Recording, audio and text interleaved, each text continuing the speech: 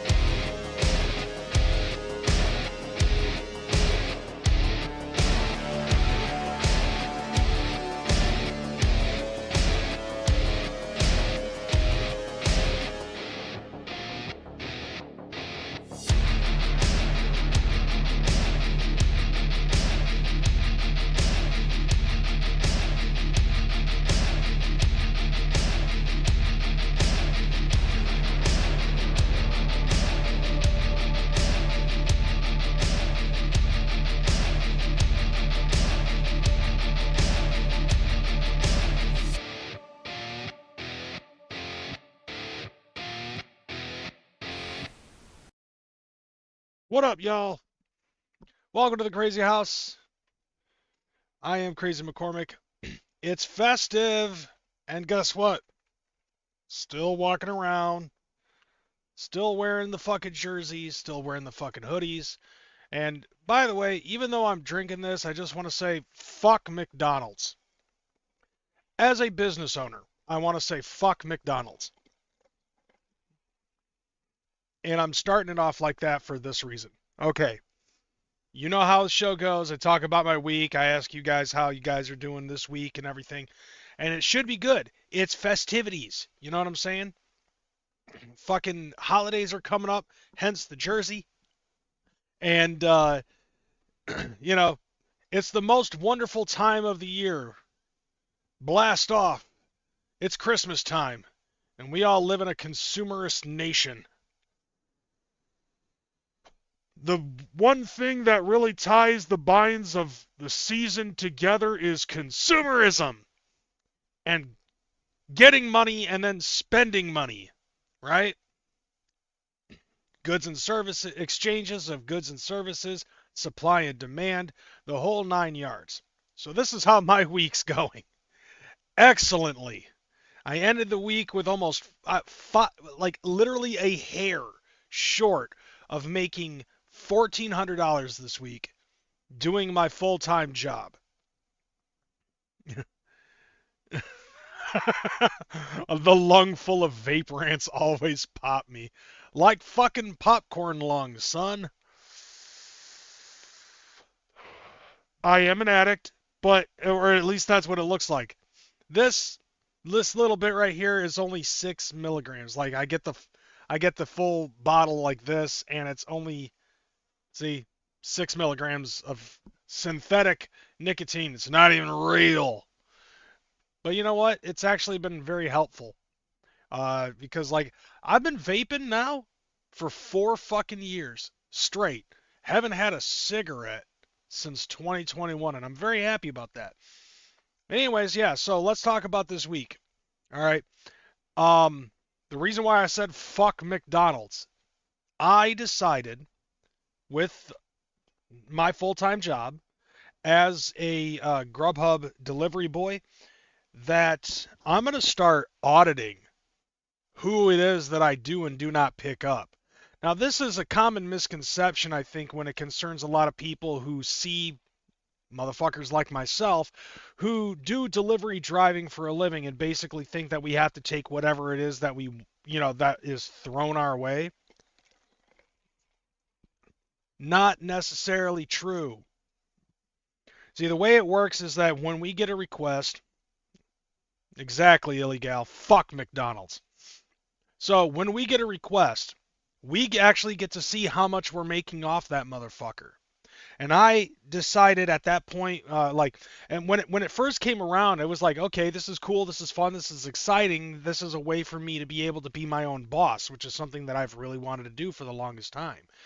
But when I first started, like 10 years ago, as like doing Grubhub full time and totally fucked my shit up, I did not know that there were certain things that I could actually do with my job. One of the things that was very problematic was, sorry, I gotta straighten my glasses here. They're crooked. But one of the biggest issues that I had with my job was that if you did not accept 3 orders in a row, they would immediately just kick you off the platform, and then you'd have to log back in. And it's like, that's a fucking waste. All right, stop sending me garbage orders, and I'll pick up stuff, But now they got that taken care of. Now it's not if you you can actually reject stuff, because rejecting an order physically rather than just ignoring it actually shows that you're still on the clock, you're still active, you're still doing something with the platform. And so there are some times where I'll get bullshit orders, not just from McDonald's, but literally from anywhere, and I made it a golden rule that I will immediately reject anything that is $3.50 or less. So there's a $1.50 like window there where it's just immediate fuck you, right? When it concerns orders between $3.50 and $5, once I see the amount, I take a look at the mileage. And with my job, I'm using my own vehicle, depreciation value of the vehicle is tied into the fucking shit. So what I decided was that if the mileage is not worth the fucking money that they're giving me, then I'm not going to do it. And how I figure that is I take a look at the mileage. Usually I just go by whole mile, multiply that by the depreciation value, like how much I can earn per mile. In this case, from what I understand, it's somewhere between 67 and 70 cents for 2025. So if I get an order that's like, everybody cares. Shut up, Swill. You fucking asshole. Anyways, so Motherfucker! Anyways, I gotta throw out some catchphrases here, I guess. So, let's say I get an order that's like $5, right? Oh, shit. Do I have a pop-up for that? I don't think I do. But I think this is buy for buy. Because I am a member By of... the way, I just want to say, fuck Ah, Crazy McCormick. Whack as fuck. exactly. Thank you, Swill, for the members only. I appreciate it, homie. Much love to you. This is definitely a buy for buy, because I'm also a member on Swill's edition, and Swill's now a member on my shit.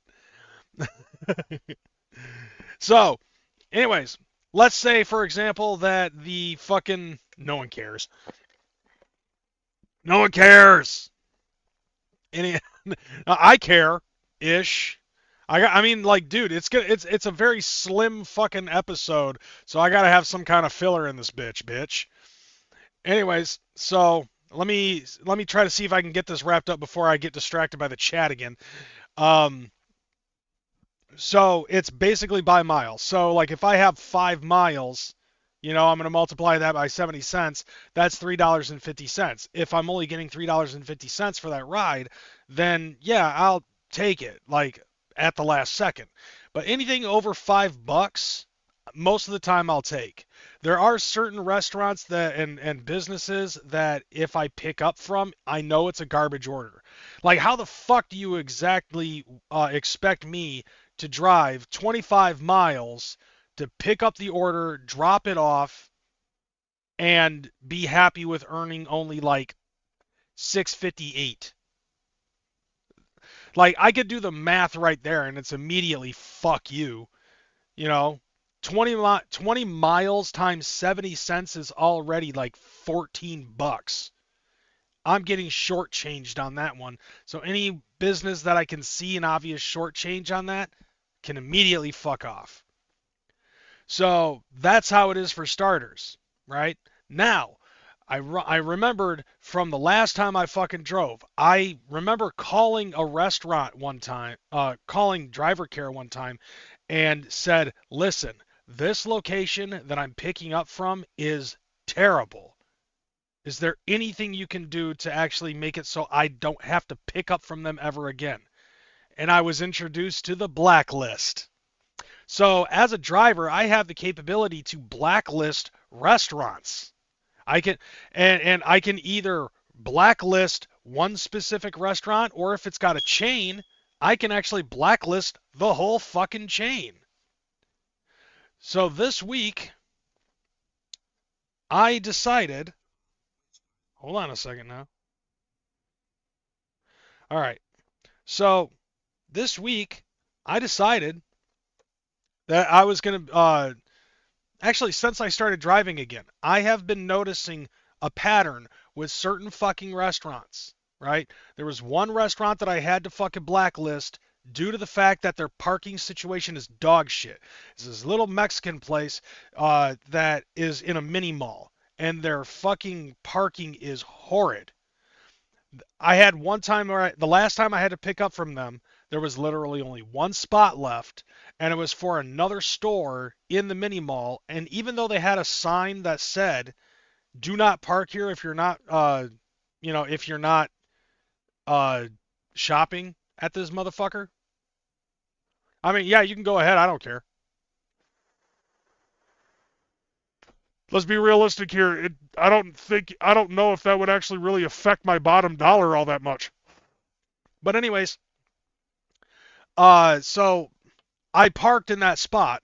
I'm in and out in probably 5 or so minutes or something like that. I come back, that store put a fucking sticker on my window, which meant that I had to drive with my window all the way down, drop off the order, log out, head over to a fucking store, get some goof off, and get that shit off, get that fucking sticker off my shit. So, like, that actually created a detriment. Immediately, I fucking called up driver care. I told them the situation, told them that store can fuck off. I will never pick up from that place again because of somebody else. Haven't picked up from them since. And I've also had one other pattern that I have noticed, and that is as a delivery driver, some of the worst fucking places that we can pick up from are fast food chains. Why the fuck did anybody at Grubhub or any other location, Uber, DoorDash, whoever the fuck else, thought it would be a good idea to incorporate McDonald's, Burger King, Wendy's, Checkers, Arby's? Okay, Little Caesars. I'll give Little Caesars that, because at least with Little Caesars, most of the time people end up buying the fucking hot and ready, and they put it in that little oven, and I just have to punch in a code, get my pizza, and dip. So, as of right now, I have this Mexican eatery blacklisted, never have to pick up from them again, and now 3 McDonald's locations. One, because they were incredibly fucking unprofessional staff. They take forever to fucking get up to the, to acknowledge me that I'm there, let alone anybody else that's in the front that wants to order fucking food. And I've seen it way too many fucking times. And then on top of that, they're rude when they fucking approach you. It's no longer, thank you for choosing McDonald's, may I take your order? It's, yeah, what you need. What do you want? Not to mention, and anybody who buys from McDonald's as of right now is, like, especially through the app, is out of their fucking mind. Like, McDonald's used to be the fucking place to go if you wanted something quick and a little bang for your buck. All right, now it's like $13 for a fucking Big Mac meal. Are you kidding me? And that's the small size. Like, whatever happened to extra value? Okay, $13.58 is not extra value, fam. Back in the day when I was in my teens, and a Big Mac meal, medium size, was $2.99 plus tax. That's a fucking value meal. All right, that's a fucking extra value meal. Not this $13 and bullshit. The motherfuckers have hiked up the prices 3 times the value that it was prior to COVID.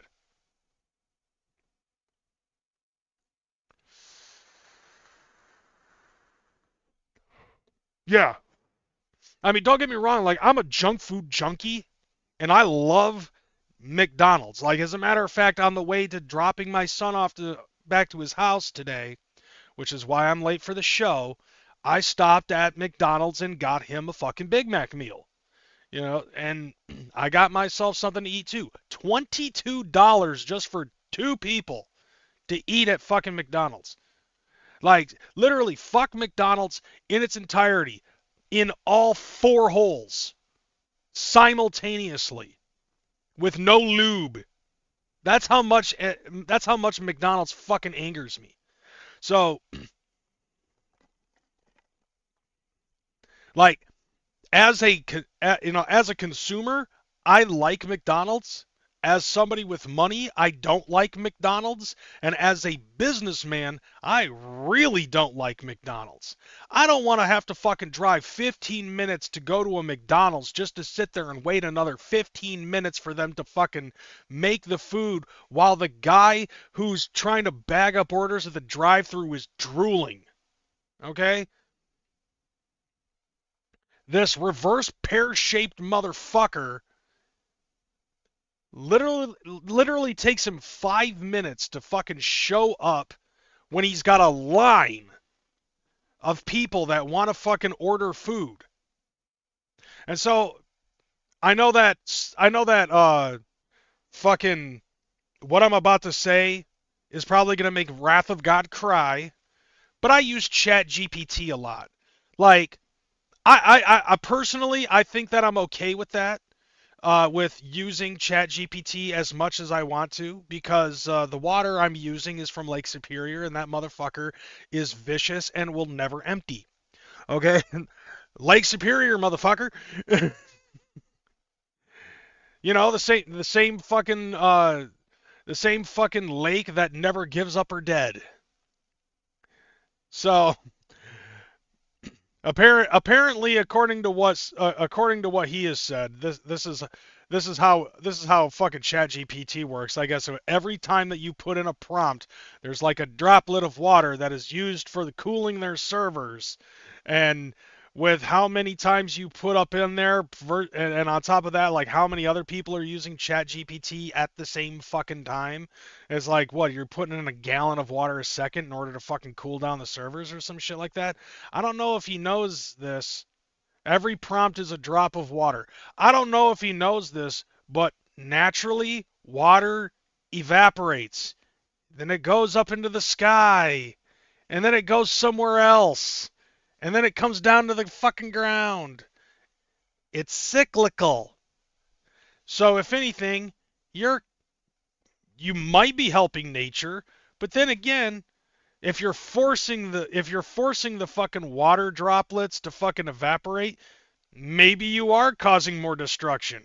But then again, have we not seen any fucking hurricanes in the Gulf of America since last year when it wasn't the Gulf of America? I'm just saying.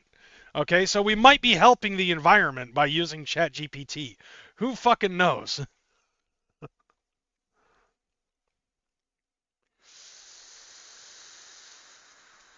We can create water as well. The astronauts on space do it, so they're not on the globe, they're on space, surrounding the fucking globe.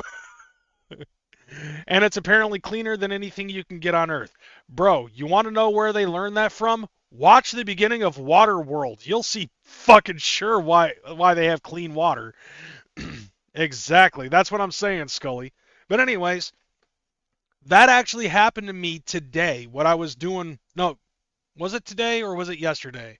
I don't remember. It was within the last 48 hours. I went to a fucking McDonald's and I had to drive 15 minutes to get to that McDonald's. When I got there, this drooling upside down pear-shaped dumb looking motherfucker with a McDonald's hat ends up asking me, "Do I have a DoorDash?"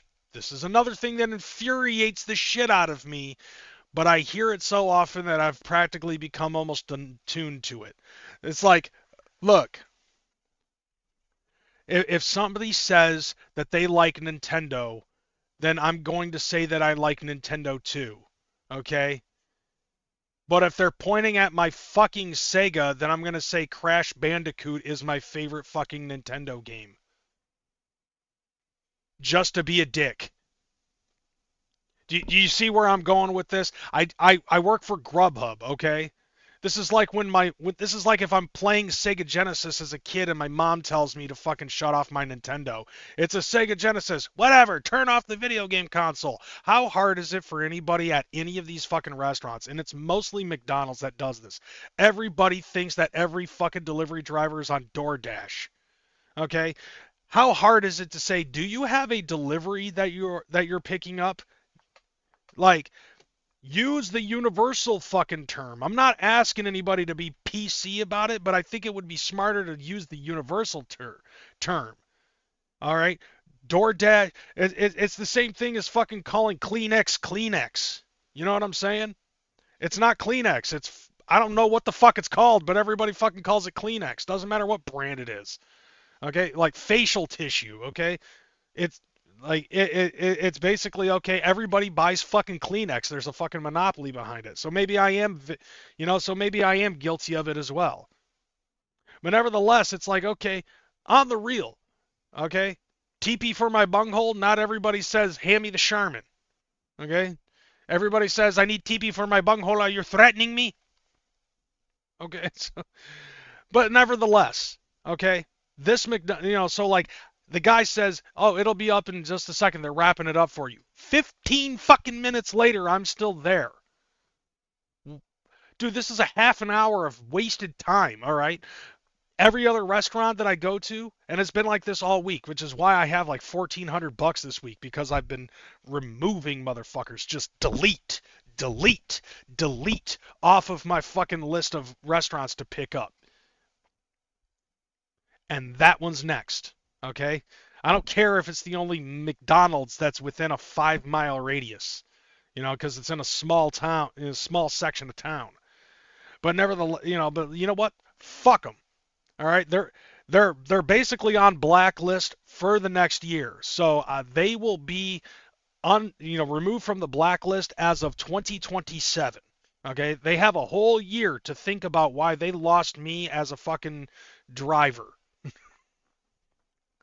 But then again, it's fucking McDonald's, okay?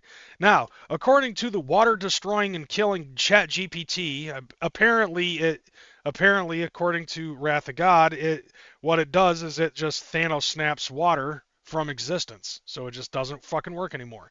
Anyways, yeah, I banned 3 fucking McDonald's locations. So anyways, according to ChatGPT, McDonald's, like a lot of the fucking fast food restaurants absolutely suck. But it's always McDonald's that fucking does this shit, you know?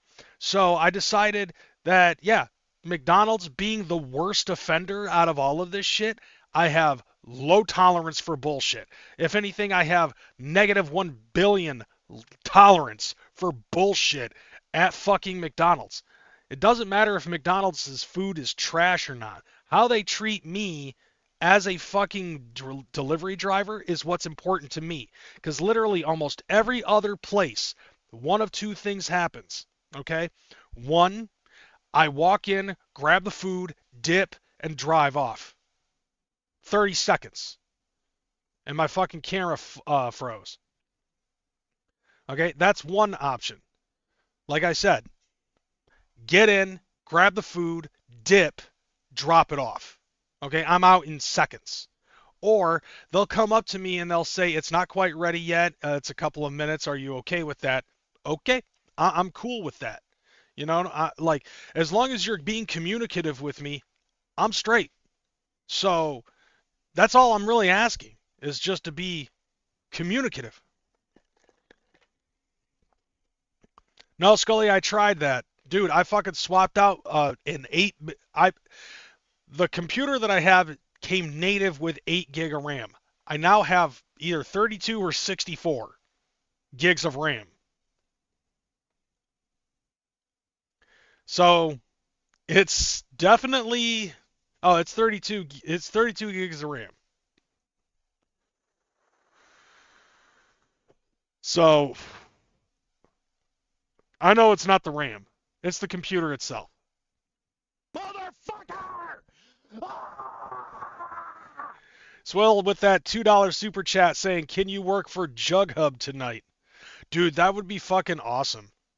I mean, I kind of already am, you know what I'm saying?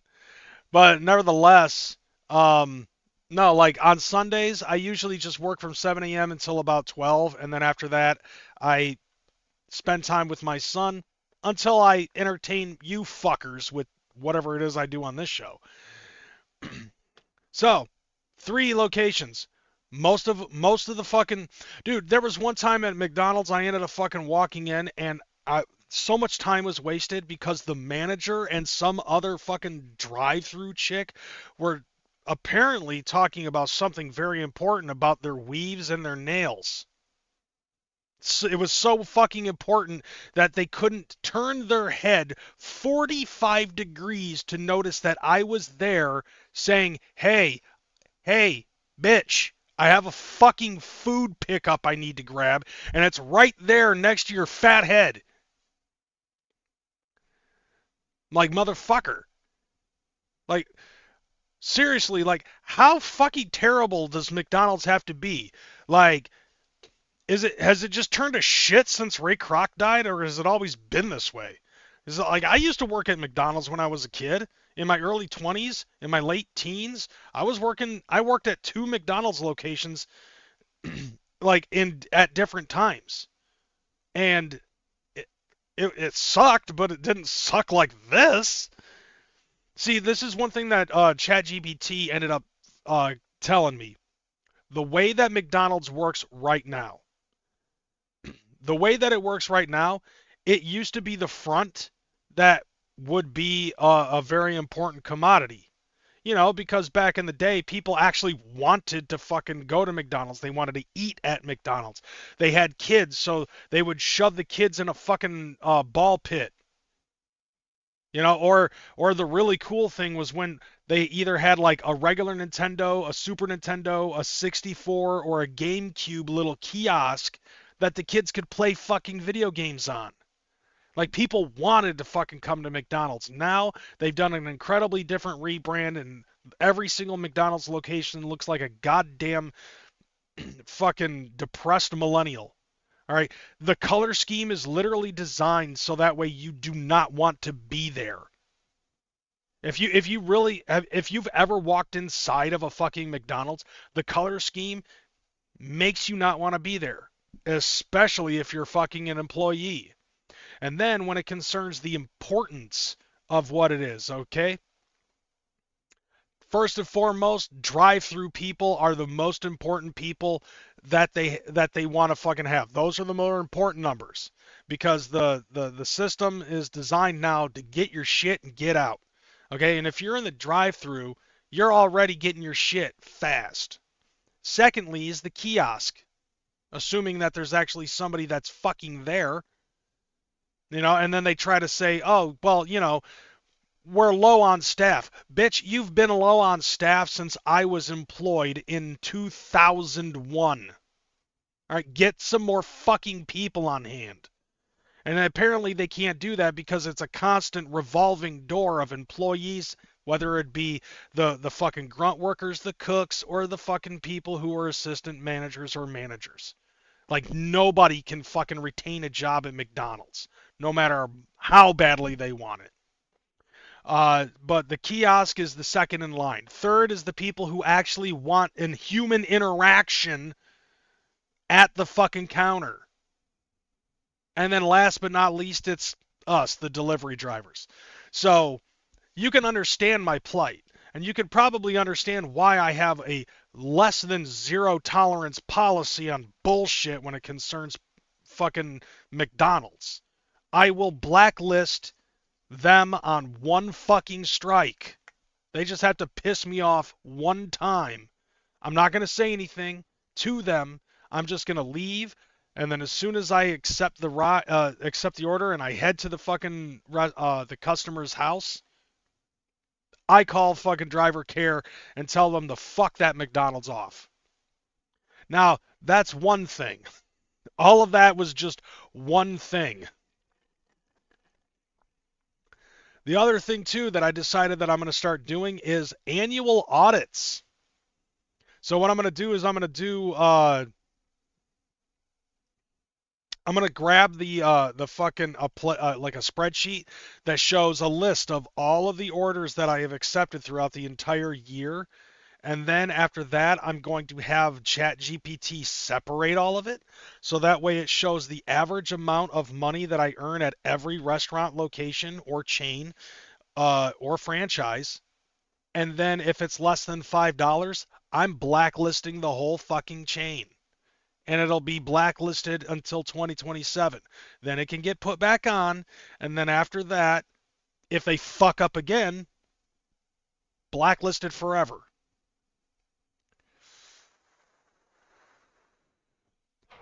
I am not fucking around with my money. And guess what? Since I started fucking blacklisting a lot of these restaurants, all week long, I don't know. I don't know. Let me get to that in a second, Neo. I don't know if it's just me, but ever since I started blacklisting fucking restaurants, I've been getting banger after banger after banger with orders. Like, 2 days in a row, I had no downtime. I literally had to go out of my way to make myself late to pick up an order just so I could get some food. Like, it was that nonstop. And for 10 hours at a time, something like that. And I was able to make like 200 fucking bucks. You know what I'm saying? We don't give out the reviews.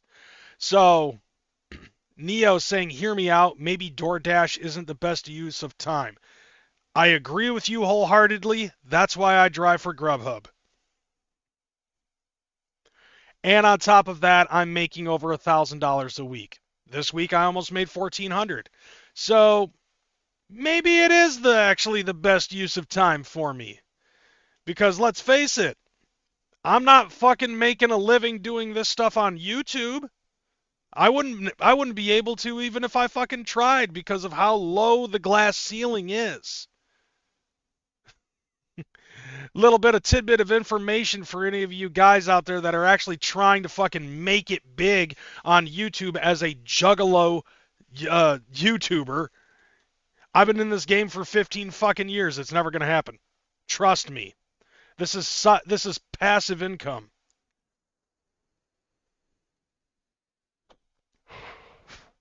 So that's my plan. Okay? And I've had the last 6-7 months to really think about all this stuff. Notice the patterns. Notice what restaurants are good and what restaurants are bad. And the way I look at it is that if I keep deleting all of the fucking bullshit restaurants, then I'll be able to pick up from other restaurants that I have yet to pick up from or have sparingly picked up from this past year. I'm going to give some other ones a better chance. And maybe those other ones... Motherfucker. What the... Yeah, maybe those other ones will actually fucking give me more money. Let's see. Oh, conservative Juggalo podcast paperwork shows he stabbed and unalived someone. See, I told you motherfucker was crazy. That's why I don't fuck with him. So, and that's coming from a guy whose gimmick is fucking crazy. Motherfucker. Dude, my computer is being a dickhead. Now, with that being all said and done, that's my fucking week. A little bit stressful, but not as bad as it could have been. And like I said before, I don't know if it's just the holiday season. Everybody's, it's cold, so everybody wants to fucking order shit. I don't know.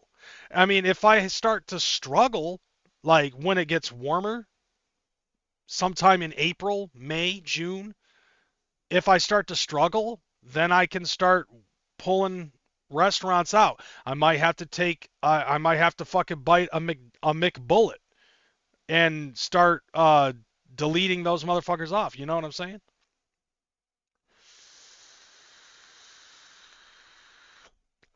Whatever happened to that one dude who had the problems with his wife or whatever? Can't recall his... Oh yeah, that one guy. That one vague guy. I hate it when people fucking do that. You have that movie that came out. It's like, do you have that movie with that one guy who was in that movie that came out last year? You know the one. Yeah, that one. The one that you're thinking about, that's the one. So they're just fucking vague and shit. I guess I think I might know who you're talking about, but I'm just gonna say he's fine. Anyway, let's go ahead and get into some shit, all right? So we don't have a whole lot of news, all right? We really don't have a whole lot of news. Yeah, don't marry a prostitute. Don't marry anybody that's for the streets. You can't turn a hoe into a housewife. Believe me, I've seen people try. But anyways, let's talk about some shit, okay? Now, on December 1st, apparently, according to what this flyer is saying, Devereaux and Darby O'Trill were on Replicon Radio. They did a whole ass interview. I don't know why my camera froze again, but I'm definitely looking like I'm eyeball raping the shit out of Darby O'Trill. But you know what? You can't really blame me, because it's fucking Darby O'Trill.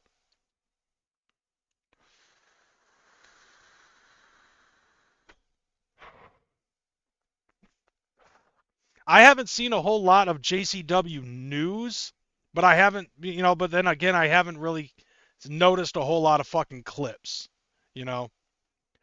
So if there's fucking JCW news, I haven't had the time to be able to fucking watch it. Like I've been watching a whole lot of other things. Like this stuff right here is stuff that I pulled from Fago Lovers. Plus I had some other stuff that I wanted to do. Yeah, that's what I heard. I heard that Russo fired Jay as commissioner, which is interesting because, you know what? Hold on. Not that one. This one. It's very interesting because that's almost as if the kayfabe life imitating art. Because didn't I cover that JBL interview with Violent J? And Violent J was saying some shit about how fucking he wasn't sure if Russo was going to be like, I'm calling the shots now. And you basically, in a way, you kind of just like leaked your own fucking storyline in a kind of, sort of. But that's interesting to see. So, like, I'm going to have to fucking watch the recap on that and see where it's going. Um, I've just missed out on JCW a little bit. I really want to fucking catch up and watch it. Um, I'm just so fucking busy all the time, you know? But anyways, yeah, let me get back into what I was talking about. So, first off, like I said, Devereaux and Darby O'Trill ended up getting interviewed on Replicon Radio. I ended up sticking around for a good portion of this. Me and Swill were supposed to be in the chat fucking talking shit, and Swill fucking disappeared for some reason. So I decided I was going to have to be fucking cordial. And then, you know, since I was on the road, I was also lurking. So I listened in and, you know, like I dabbled in on this.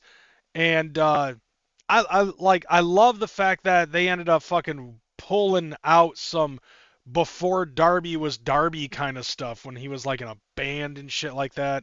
And I was like, that's fucking dope. But I won't give out too many of the fucking details because I don't remember them. So you're going to have to go on Replicon Radio's YouTube channel yourself and fucking check that out. Is Darby O'Trill the hot new shit? I'm out of the Juggaloop. Well, to me, I would have to say so, but I feel like that he's getting put on the back burner because Chapter 17 and Psychopathic have been shining a huge light on fucking Wacko the Kid. But Darby is dope.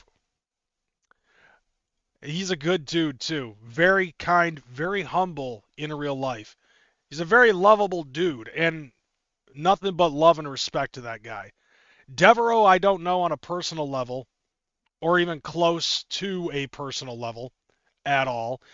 Like, I love the fact that, you know, like, the story between me and Darby, I love that shit because he was on tour with Violent J, Isham, and Ouija Mac for the Three-Headed Monster show. He opened up, and then afterwards he was at his merch shit.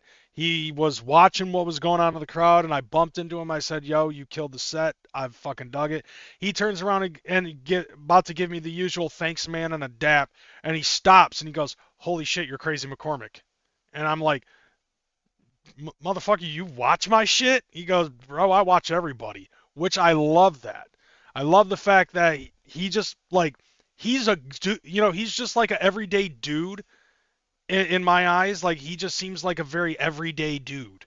And I fucking love that because it doesn't really make him act like he's, you know, bigger than his own britches.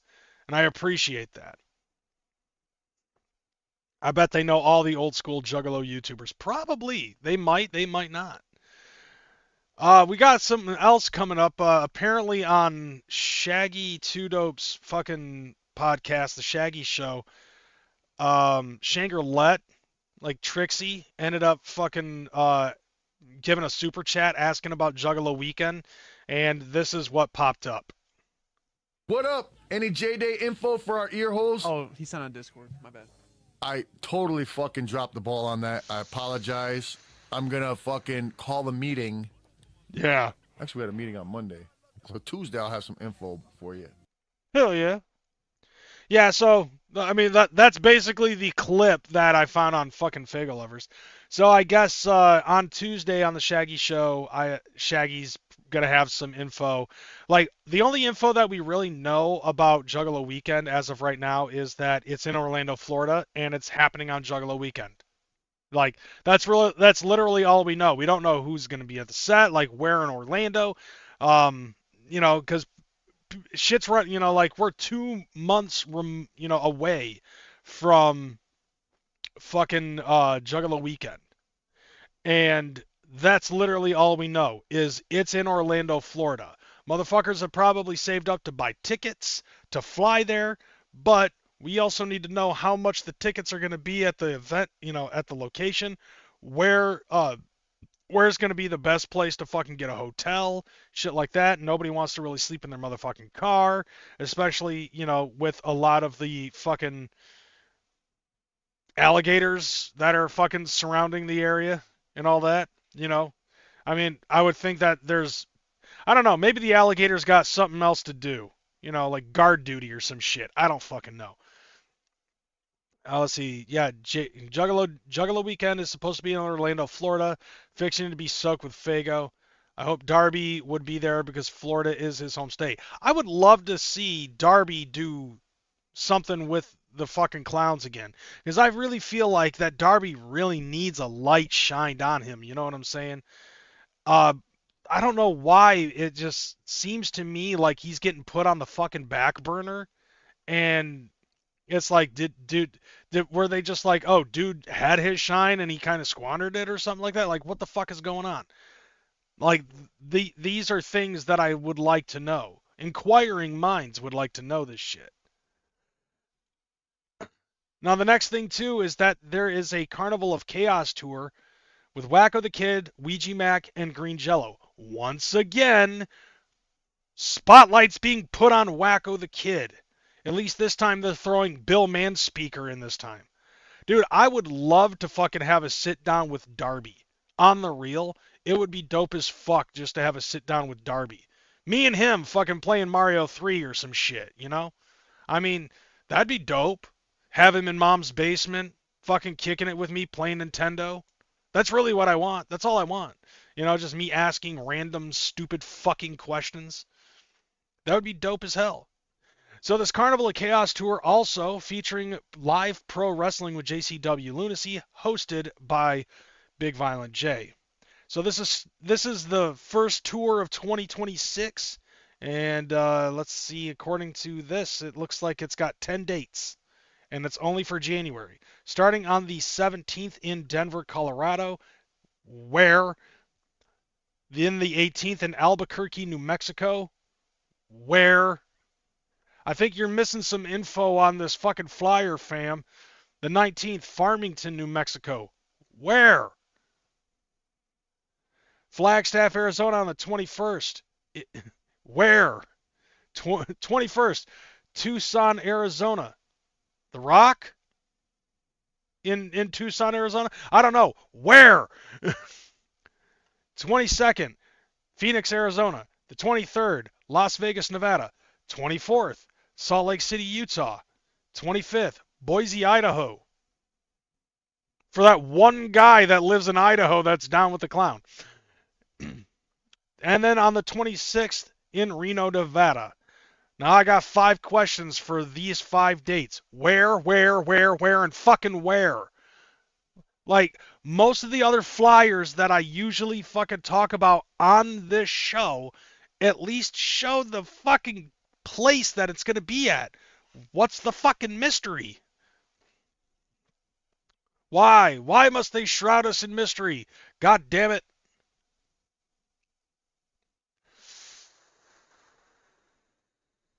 Yeah, Scully, exactly. They leave out the venues they'll be at, like, what the fuck? Don't you think that might be some important, pertinent information that we, as fucking fans, might, I don't know, fucking need? It's like, okay, go to Roosevelt Park in fucking Flagstaff, Arizona.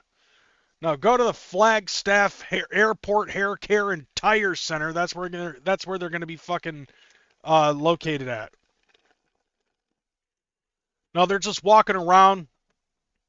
No, basically they're just gonna be walking around. They've got a fucking speaker box hooked up to their pocket, and with a microphone hooked up to it, they're gonna be singing their own karaoke, walking down the street.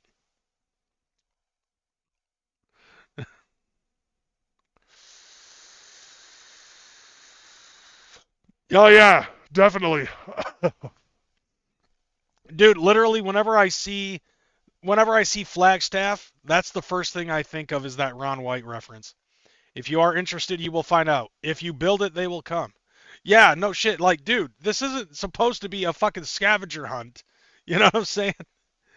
It's like, okay, how are we going to find the location? Okay, as a juggalo, I'll tell you, it's simple. If you don't know where to go, all you have to do is follow the scent of Fago, stale dead bodies, and shame. You'll find it. Like seriously, like all you need to do is just find stale Fago, embarrassment, and shame. Just follow that scent, and you'll be at the location. And this is coming from one of their own. Half the time, that's how I fucking would find shows at this location. I just followed the screaming.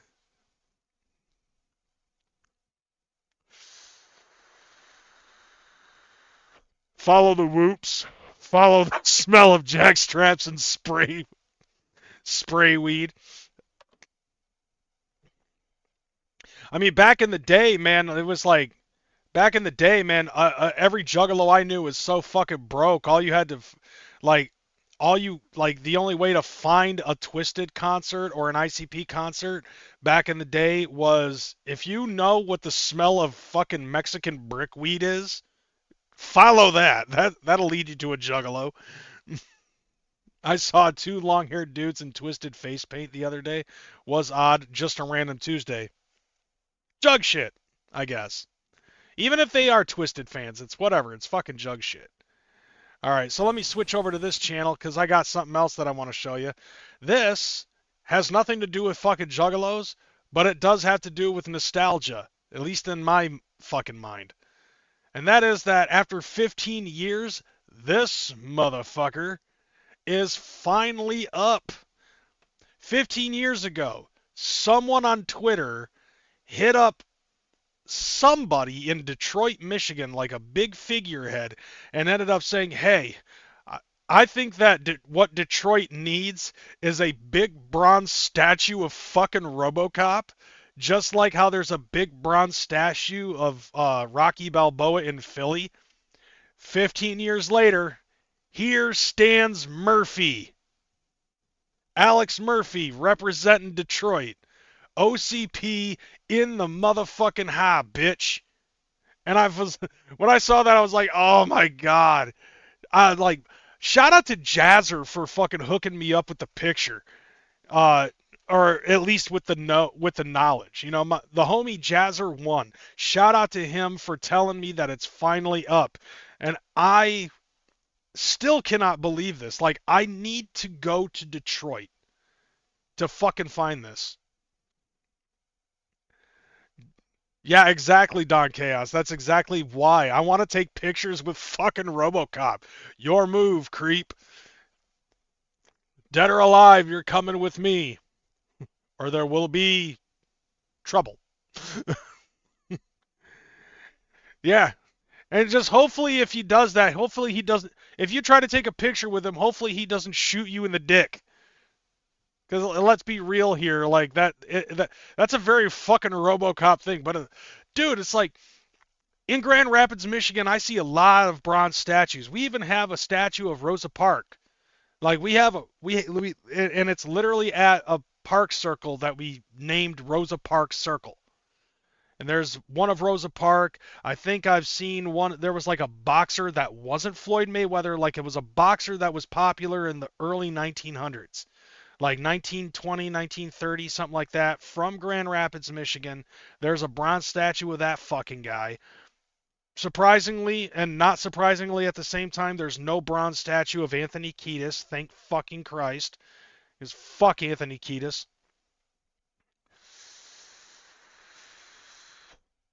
As you can tell, I'm very strong in my fucking convictions when it concerns the people that I don't like.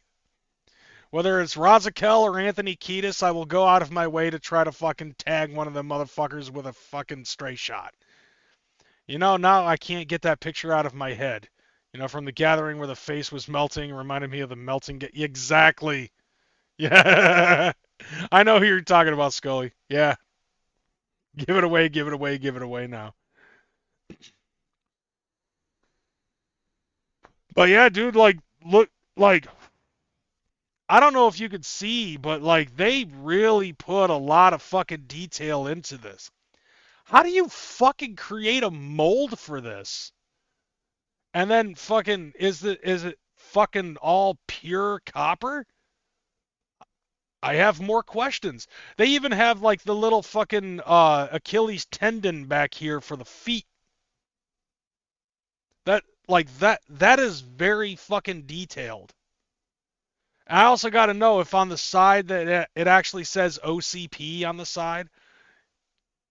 That's easily a $20,000 project right there, if not more. But yeah, dude, it took 15 years for this to finally fucking be finished. And I don't know if that's like a long time for a big bronze statue of a 7-foot robot.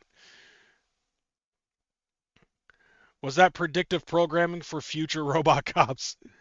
Like, you know what? Somebody, I like when I saw this. I also saw people making videos about this on TikTok, and somebody ended up saying that in the distant fucking future, this is gonna create a shit ton of fucking confusion for our relatives, that live in that era.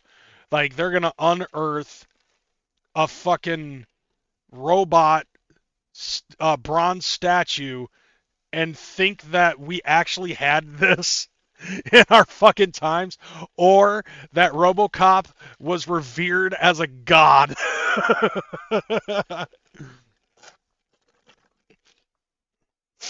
No, that specific Robocop is designed to make sure that nobody fucks with this Kentucky Fried Chicken in the background. So you can't see it with this fucking style, but I'll put it over here. Over here, there is I don't know if it's a Kentucky Fried Chicken or if it's a Raising Cane's or what the fuck. I'm assuming because of it being the red and white stripes that it is in fact a Kentucky Fried Chicken, and that's why RoboCop exists, to save people from being robbed at Kentucky Fried Chicken. What are they gonna think of for giant penises in sex shops? Bro, when we get nuked by the Russians eventually, because they're gonna just about have enough of our shit, and nuclear winter sets over and the entire country looks like Mount Vesuvius aftermath, that's gonna be one of the most unanswered questions. Why does this building have so many rubber dicks? It's a question for the ages, my guy. Now, so I want to try to get into this other thing because I was sent something and it annoyed the piss out of me. I think you guys can tell a certain theme here with today's fucking show. It's on Russell Street. Okay. Jot that down, fam, especially you, Don Chaos, who wants to go there. So, I mean, I do too. So, I don't know. It's on wax now. So, yeah, whatever. Anyways, we gotta fucking go on to the next thing. Now, there was one other thing that I saw, which you can tell is a pattern of things that I watch, and then I get fucking annoyed and I have to talk about it on a fucking podcast while I'm having camera issues. This happens more often when it's cold outside. And believe me when I say, baby, it's cold outside. Racism. Anyways, yeah, so here's what I saw and it just annoyed the shit out of me. And if you don't know what this is the thumbnail for a fucking video that was made by Humble Among, and the video was titled Tech N9ne was searching the Super Gathering for static with Juggalos, and it was a part of his purely speculation segment. And I don't even know where to begin on where this fucking annoyed the shit out of me. Mainly, I think what it was is just the way that he decided to edit the fucking video. Because to me, it felt like that he had not shown any fucking constructive criticism, or barely any, just to try to, except short of trying to throw a few jabs at Tech N9ne. Like, this is how a majority of his video ended up going. So, he would play a little clip of this interview that Tech was having, talking about his history with Juggalo shit, like before he officially met ICP and during the period and then leading up to what happened in 2019. Now, this is what annoyed the shit out of me. He would play, it's like one of two ways that he would go about it. He would either tell you what Tech is about to fucking say in the clip, and then play the clip showing exactly what Tech N9ne fucking said, or it would be the other way around. Like with every fucking little clip that was on there, and it just felt like he was throwing pot shots at Tech or whatever was going on over the video. I thought this dude was not me, okay? Like, at least, and at least when I fucking did it back in the day with roast videos, I actually was able to formulate a fucking opinion on certain shit. But just the way that he fucking cut the video made it sound like he didn't really have that much of a fucking thought in his head about the situation. Or barely any. And then, you watch this for like 11 minutes or however the fuck long the video was, and then he ends it with, what does the audience think? And what I think is that a lot of the stuff that he ended up fucking saying is based off, like, if he had some sort of a modicum of opinion off of anything, it was the fact that, his main issue about this video, I didn't keep the video, by the way. I didn't download it to watch it on here. But I guess you can watch it for yourself if you wanna. But what I said, what I was saying to myself when I was watching this video was, other than the fact that I felt like he had little substance, what substance he did have was it sounded very biased, and it looked like he was twisting the situation to make it sound like that he was just trying to start shit with Juggalos for no reason. But here's the situation with all of that. First off, Tech was doing his own fucking thing, and it just turned out that it was gravitating Juggalos in his local scene.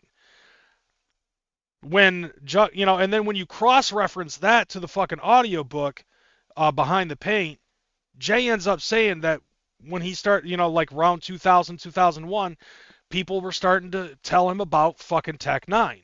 And so the next time that they were in Missouri, Tech fucking showed up, introduced himself. There was a fucking pairing right then and there. And I agree with you. I love Tech to death too. I don't give a fuck. I don't give a fuck what anybody fucking says.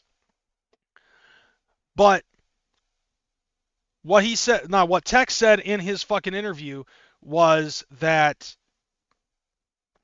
when they put them on tour, and I believe this was probably 2002, 2003, right? The only way that I can reference that is Thug Pit. So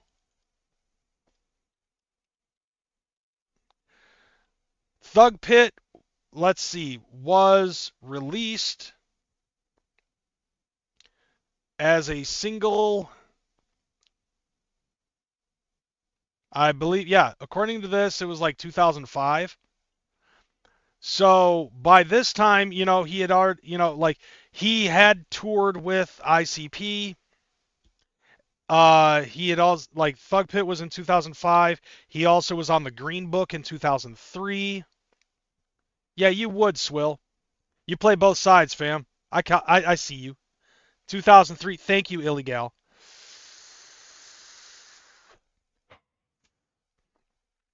Now here's the thing. Now what Tech says from his perspective is that the front row ended up turning their backs to him when he started his shit until he dropped stamina on them, right? Now I thought that was cool that he fucking did that, and stamina being 14 seconds long was enough time to get those Juggalos to be like, the fuck? And turn around and acknowledge him immediately. He's family. Like, right then and there, he's fucking in. He's in all the fucking flins on that at that point. Now I think Tech is fucking when I first heard about Tech was during Absolute Power. And I thought that Tech was incredible. I loved that fucking song I'm a Playa. I loved Slacker because I mean, you know what I mean? You know what I'm saying? Like, of course, it's something that I might possibly relate to. I stay rid of you lames all day. All lame. I play video games all day. Of course, I'm gonna fucking like that part. You know what I'm saying? Like Tech has been a fucking phenomenal artist. Now, you fast forward to In Hot Pursuit of a Prostitute. Yeah, see, like, and on top of that, like, the fact that they sampled Frankie Goes to Hollywood. No, it's not that one. No, Rock Me Amadeus. I don't remember who does that song. But they fucking did, they fucking sampled Rock Me Amadeus, and I am a fan of old school music. So, like, when I first heard the way that fucking beat, Falco, thank you. Yeah, so when I first heard that fucking beat, I was like, dude, I fucking remember this shit. Hell yeah. That's what got me locked in. As a matter of fact, if you'll excuse me a hot second, maybe I can find it, maybe I can't. Is it in this fucking set? I don't know. But I still have some CDs chilling up here. Ah, damn.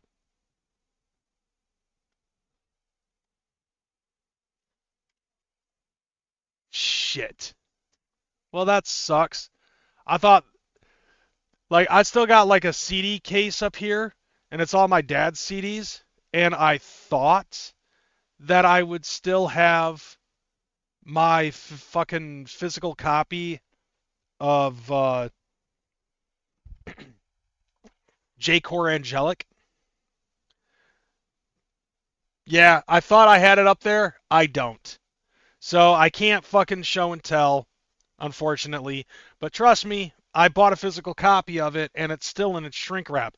It's just somewhere in this house.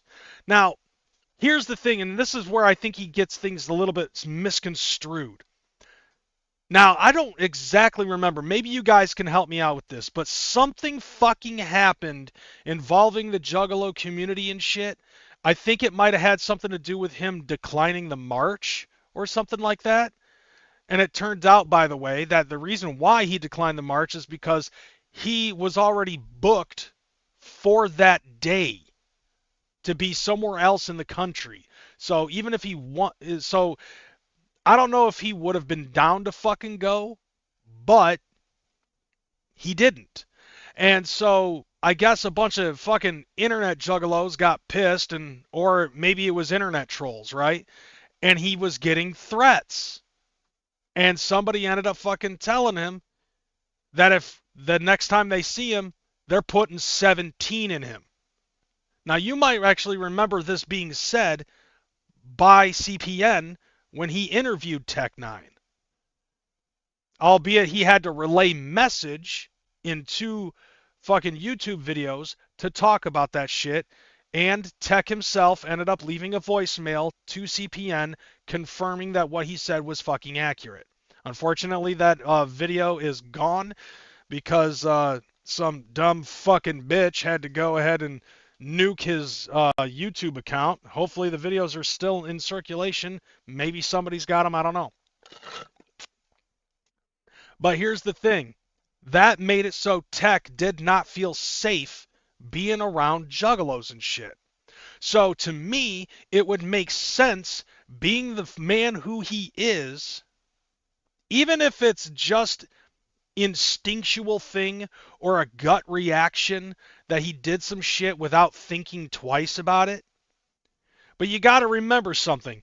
And yes, this makes the green-haired wonder's eyes fucking roll when he says you have to remember that Tech N9ne is in a gang. When he's shouting out the 57th Street Road Dog villains, who the fuck do you think he's talking about? He represents that shit. Those motherfuckers wear red shirts, okay? They wear red bandanas. They wear red shit here and there. So, what the fuck?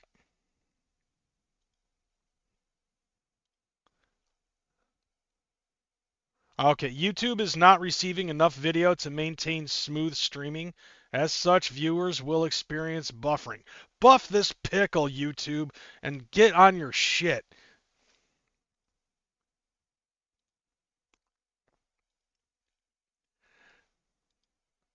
Now, my issue is the fact that with him fucking rolling his eyes and being like, we get it, Tech, you're in a gang, you're severely downplaying the seriousness and the severity of what fucking Tech is trying to get at here.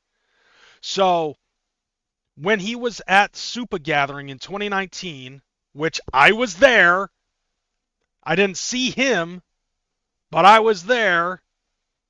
Unlike some other people who fucking talked about this situation, I was there. Juggalos was represented hard in that motherfucker. That's how I remember. There's footage.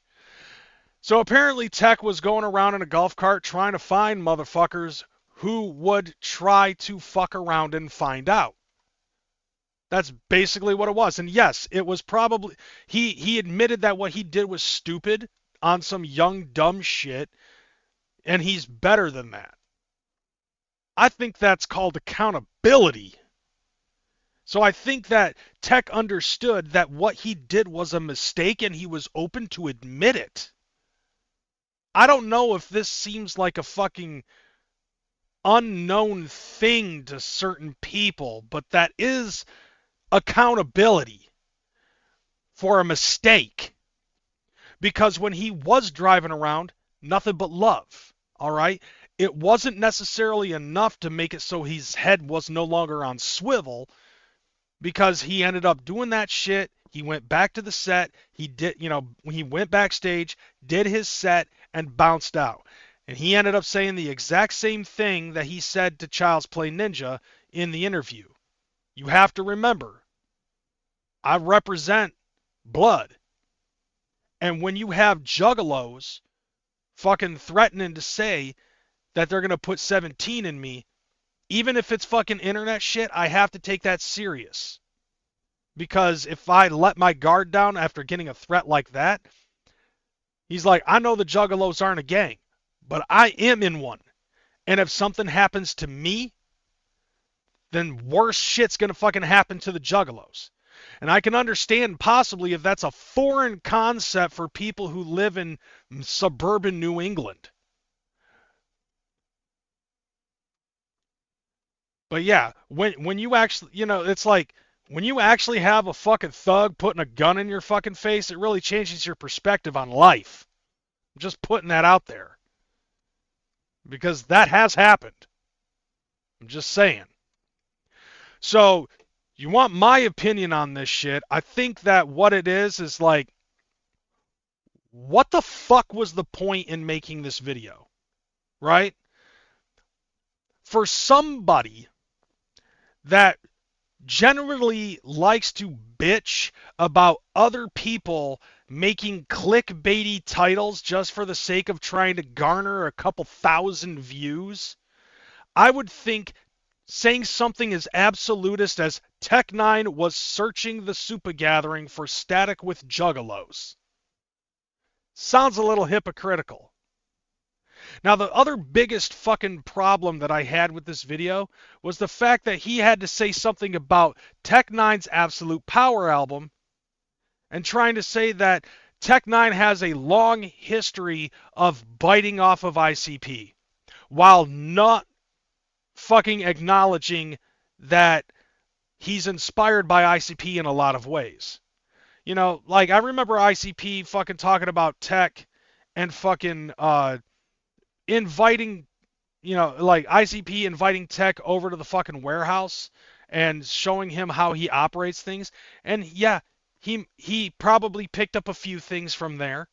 And he probably also picked up a couple of things from No Limit Records as well and put his own fucking spin on it. That's what people do in the sense of fucking business.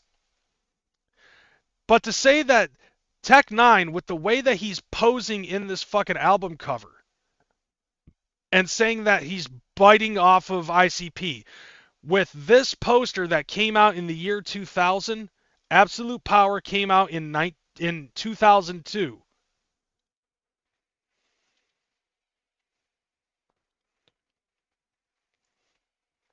All right, are we back on?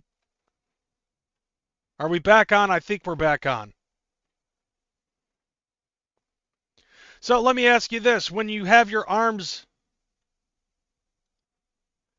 outstretched like this, okay, is this fucking trademarked by Insane Clown Posse to have your arms outstretched like this? Because Freddie Mercury fucking did this shit back in the 70s.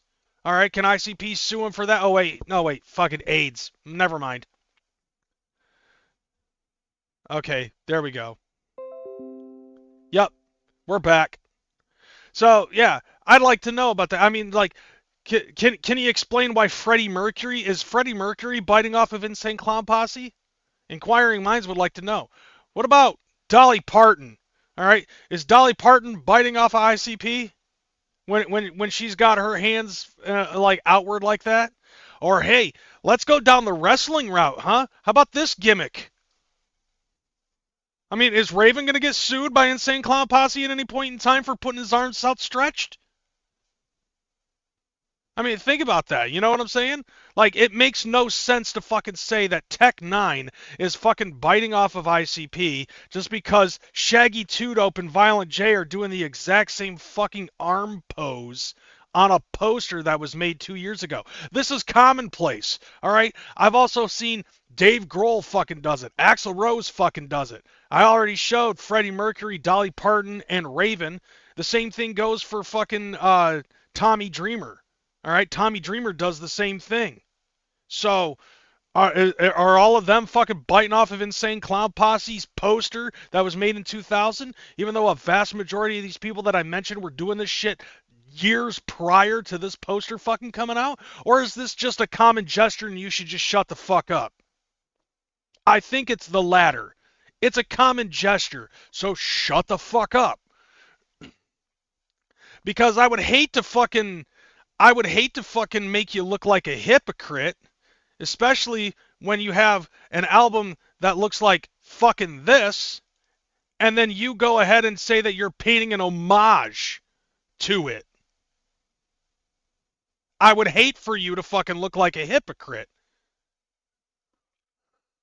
So which is it? Is Tech N9ne is Tech N9ne fucking paying an homage to Insane Clown Posse for that fucking album cover? Just like how you are doing a fucking homage to ICP's album cover? Or is Tech N9ne fucking ripping off ICP by doing a common fucking gesture?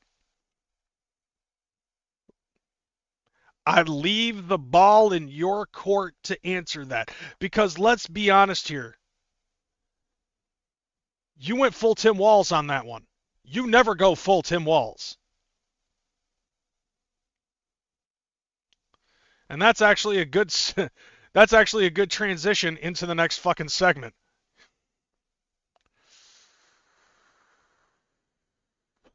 Neo, that's what it fucking came off as, man. Like, when I heard that shit, I'm like, dude, you are fucking reaching so goddamn fucking deep. You know what I mean?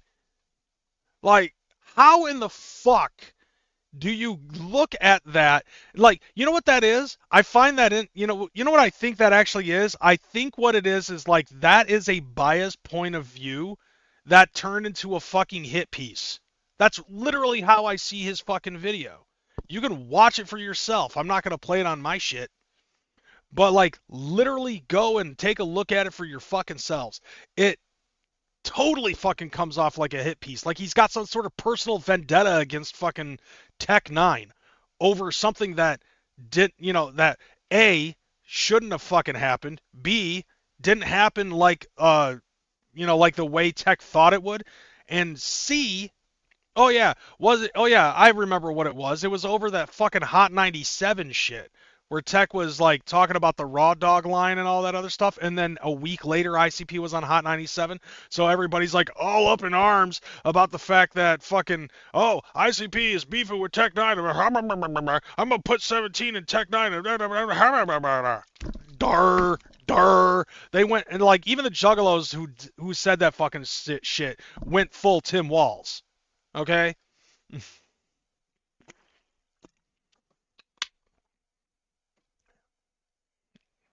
So this is so to me it just comes off like it's a personal vendetta thing. Like he did not realize, I guess, or I don't know, he said that he was thinking about making this video prior to the gathering of the Juggalos. He just didn't want to because he knew how excited a lot of Juggalos were going to be about about Tech N9ne being booked at the gathering of the fucking Juggalos. Okay, well, if that's the case, then why do you wait 6 months later after the gathering of the Juggalos is over to make this hit piece? Because you think it's fucking safe now to formulate your opinion on what the fuck it is that you have on Tech N9ne? If anything, let's keep this in mind. This motherfucker, and I'm sure Don Chaos could probably verify whether or not I'm correct, he ended up fucking saying that he dipped out of the fucking the Juggalo scene in like 2009, but came back in 2021. All right, so with all of this stuff that happened at Super Gathering that happened in what, 2018, 2019? He wasn't there. He wasn't even paying attention to what the fuck was going on in that scene at the time. So, instead of possibly finding inquiring minds that might want to fucking give him a little bit of detail on what the fuck was going on during that time, he made that fucking hit piece. And possibly could have had a somewhat of a personal vendetta. Like, literally, that's how it comes across. That's my fucking thoughts. And I'm not even going to put it in the comments. I personally, yeah, he was showing love. The crowd was showing love to him. Now, what was being shown in that video was actually coming from Tech's own mouth. All right? And then after Tech was finished talking, it would come back to fucking Humble, and he would end up saying either the exact same thing that the clip just said, or he would be saying almost exactly word for word what Tech was going to say in the follow-up clip. Pristine fucking fucking editing and writing and creating. The best way to create something is to actually fucking get myself to repeat everything that Tech N9ne says in this argument while taking pot shots every now and again and downplaying the more important pieces, like the fact that Tech was fucking saying this is gonna, if A happens, B is the retaliation. I get popped. The Juggalos are going to think that the fucking FBI is the least of their fucking problems. Now, anyways, at that fucking, like, that Super Gathering, I'm not going to lie, that Super Gathering was fucking tight.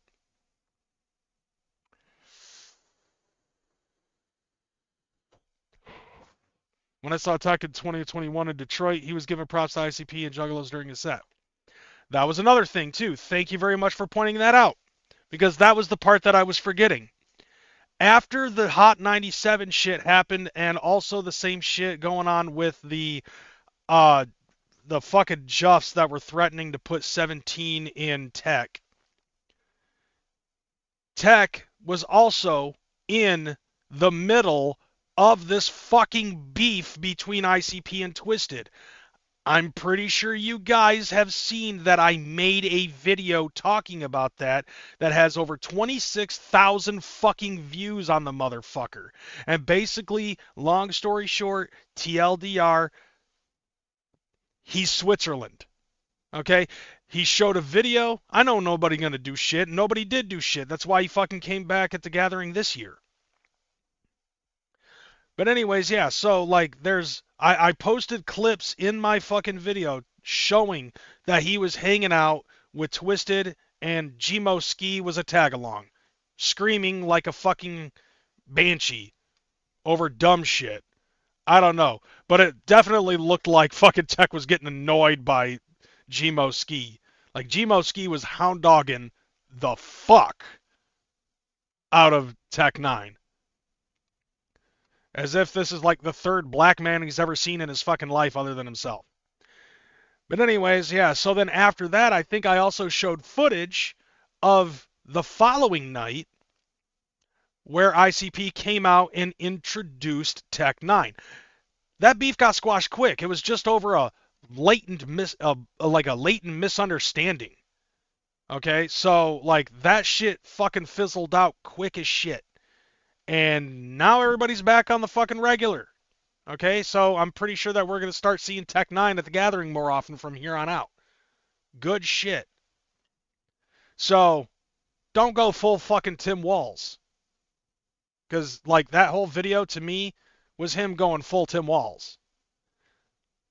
And like I said, speaking of Tim Walls, yeah, we're going to dabble into politics because this is actually kind of funny.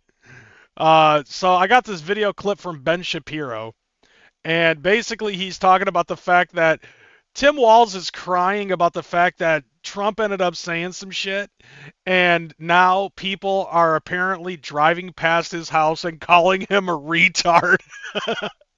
And guess what? I'm on YouTube now, and since that word is becoming more and more commonplace again, like it was 10 some odd years ago, I can say retard, retards. So yeah, here we go. Let's watch Ben Shapiro talk about this retard. Tim Walls was my teacher. He's a clown. Dude, he's fucking retarded. Like, how in the hell did he get his teaching degree when he's this fucking retarded? This dude was the nominee for vice president under Kamala Harris. He's very upset. He too is a victim. Tim Walz is a victim. He's a victim, he says, of the fact that the president of the United States called him retarded. Okay, my dude. Now, unfortunately, we still can't say retarded. Like, we can't say retarded on fucking TikTok. So anytime that I see anybody talking about Tim Walz, I just post this. Timmy!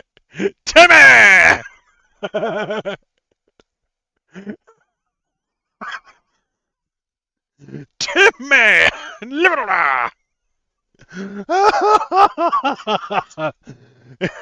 Anybody who's smart enough and knows their South Park lore gets the fucking gist. Oh, dude, I don't give a fuck. It's funny. It's this level of Tim Walz. Timmy! So yeah, I don't even need to say retarded. I just post this photo. Anyways, going back to talking about this the retard. Dude was the nominee for vice president under Kamala Harris. He's very upset. He too is a victim. Tim Walz is a victim. He's a victim, he says, of the fact that the president of the United States called him retarded. Okay, my dude. I mean, that does sound kind of fucking actual, but I don't know if that's something that Trump actually said. So if whatever it was, so if Trump didn't actually fucking call him retarded, and Tim Walz thinks that he calls him retarded, then Tim Walz is retarded. Because that would have to be one of the most retarded fucking things I've heard Tim Walz say yet. I mean, then again, he did call himself a knucklehead. And in my personal view, I think knucklehead is just a PC term for I'm retarded. Somebody's going to clip that and make that a super chat notification. I don't even know how to take this seriously. There's no way. It's not possible to take this seriously. And the president calling you retarded. Just take it in stride, Ben. Really? This is the big issue. Somehow $1 billion goes missing. You're presiding over the social break. Oh, it wasn't just $1 billion. It turns out that it was $8 billion. And hell, it might actually be more than $8 billion. Let's see, dude. My town is full of Somalians. It fucking sucks. They drive Mercedes and don't work. Huh.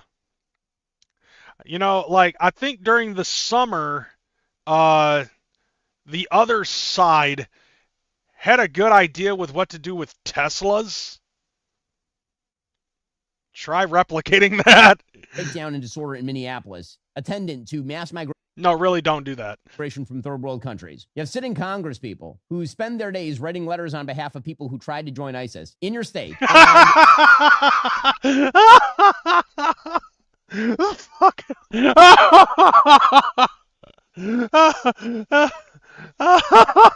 Yeah, dude, it just fucking hit me so late, but Ilhan Omar shaking hands with the dinks. Down and disorder in Minneapolis, attendant to mass migration from third world countries. You have sitting Congress people who spend their days writing letters on behalf of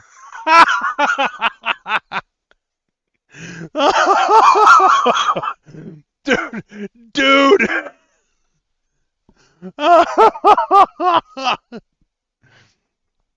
Oh, dude, that's fucking awesome. The fucking Jawas. If you say anything, retards call you racist. For real, though. people who tried to join ISIS in your state, and you're upset because people called you retarded? I mean, listen, let's be clear about the word retarded. It has re-entered the normal lexicon. Yes, and thank God for that. The Wild West is slowly coming back to fucking YouTube. I shit you not. I cannot wait until there's Nazi regalia with Coca-Cola ads again. There's nothing anybody can do about it. No one is being broken by it. It's not the end of the world. The Yeah, anybody who thinks that is fucking retarded. attempt to I'm taking full advantage of this. treat the word retarded the same way that we treated it 10, 15 years ago, it's silly. It's not real. You can pretend to be as offended now as you were 15 years ago about. I mean, it was retarded then, it's retarded now. For the last 10, 15 years, being, not being able to fucking call somebody retarded on YouTube has been retarded as hell. About this, but no one is. And I mean, he's not super great at his job. He doesn't appear to be incredibly smart. Timmy! I mean, here he was complaining that people were driving past his house, calling him retarded. Now, people don't. I mean, dude, it's a shame that this isn't fucking going on in Delaware, okay? Like, it's what I'm saying is, like, in this case, like, there's still so much that you can do in Minnesota. Now, if Tim Walz was in Delaware, people in Delaware would finally have something to do. All right, it's Friday night, 4 p.m. What do you got in mind? What do you want to do? I don't know. You want to drive by Tim Walz's house and call him retarded? You read my mind. Let's roll, Cato. It sucks my state is the one they flood the Somalians with. I mean, like, Somalians are everywhere, but it's like, okay, you've got Somalians, but I don't know. We've got the other Muslims. And apparently, fucking Anthony Hudson, the guy who's running for governor of Michigan, was at that fucking protest. That was interesting.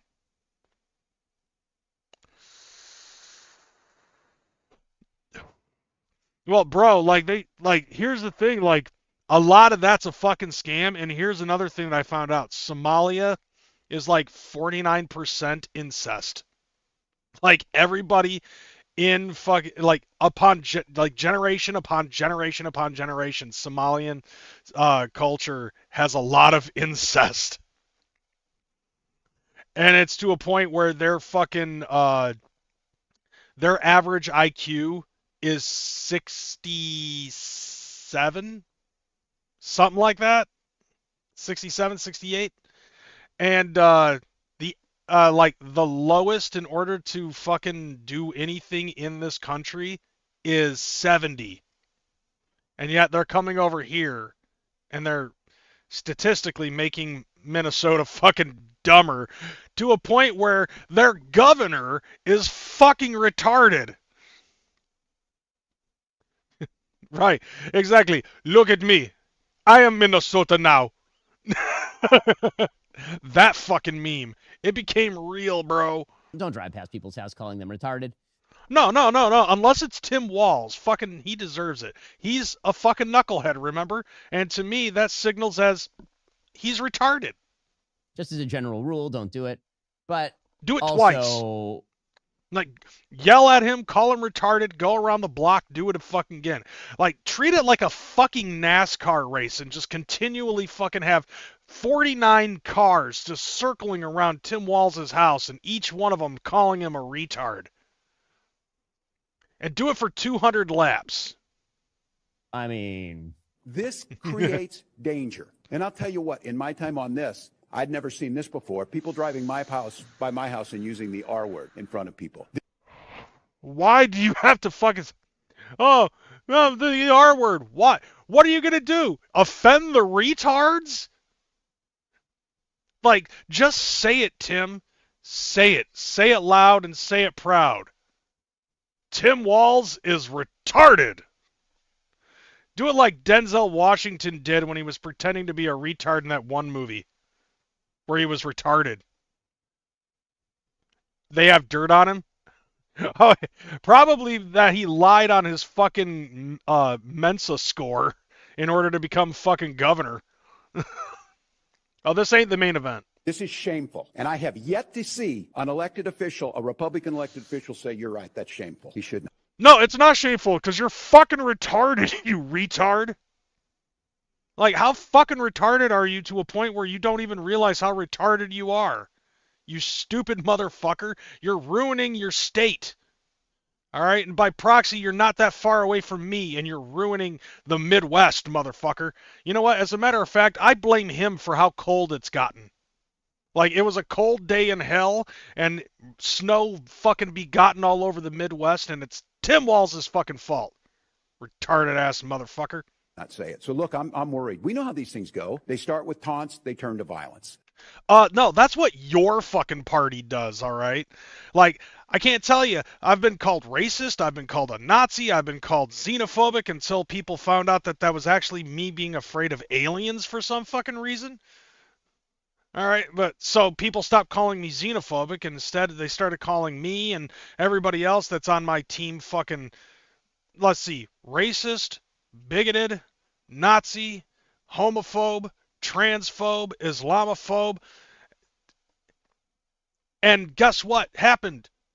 Did their words turn us into violent motherfuckers? No. It didn't work. So you doubled down and you shot Charlie Kirk. You tried to shoot, you shot at Trump and missed, and you tried to do it again and didn't even get a chance to fire the plug.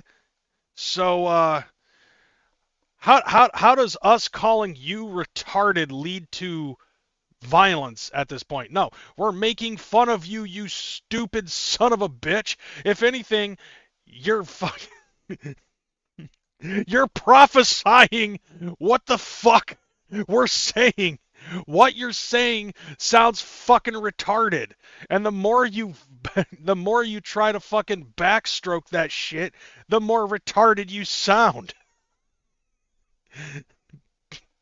Ladies and gentlemen, Timmy! Everybody say it in the chat. Timmy! So, deeply concerned. I'm not really certain that the president calling him retarded is going to lead to violence against Tim Walz. I don't. By the way, of the things that the president has called Tim Walz, this is like 8th on the list of offensiveness. Truly, good luck with this argument. Really, really, good luck for the Democrats with the argument that actually Somali American migration is the thing that has made America historically wonderful and awesome. That welfare fraud is not about the size of the welfare state, that it's about racism. That mass migration itself is a wonderful thing inherently, without any attempt to measure assimilation or economic. It's basically like this. The liberals will say 2 + 2 = 5, and if you disagree with me or try to correct me, you're automatically a racist. Liberal Timmer. Exactly. Mobility or education levels or anything. And also that the biggest problem of all is, of course, that someone called Tim Walz the R word. Okay, then.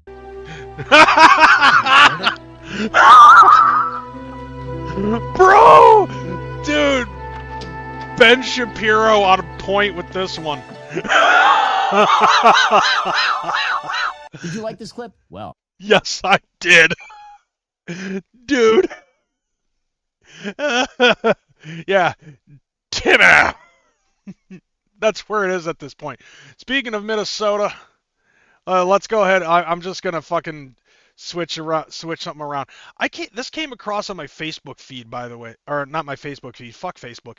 This came on my this video just came up on my TikTok feed. It has nothing to do with news, but I figured that this would be something laughable to fucking share since we're still on the topic of Minnesota.